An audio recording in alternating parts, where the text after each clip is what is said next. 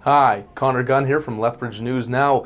Welcome to the weekly from LNN, where we go over some of the biggest stories from this past week and what we can look forward to this weekend.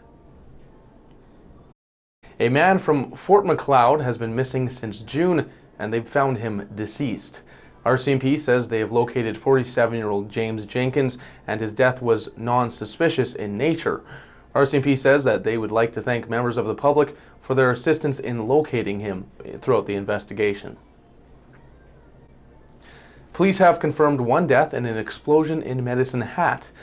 On Wednesday, crews responded to a business parking lot in southeast of the city, and the vehicle in the lot had exploded, killing a man. No other injuries were reported, and members of the Major Crime Section are investigating, but have determined the incident to be not criminal in nature. 3 people have been charged in relation to a poaching incident. On October 30th, Alberta Fish and Wildlife responded to a report that an elk had been shot and left on private property near Pincher Creek. Thanks to a call from a member of the public, 3 people have been charged and are due in provincial court on March 15th. Fish and Wildlife says the incident highlights the important role that the public has in assisting officers with investigations of this kind. Lethbridge Police has put out a warning to the public regarding cryptocurrency scams that are being reported. So far this year, police have investigated multiple complaints with a total of 18 victims who have been defrauded of over $800,000. Police say criminals gain the victims' trust by showing initial profits of 100 to 500% and letting them withdraw small amounts so they'll continue to invest in them. For more tips on how to prevent these scams, go to lethbridgenewsnow.com. A Lethbridge woman has pled not guilty to defrauding the U of L out of $580,000.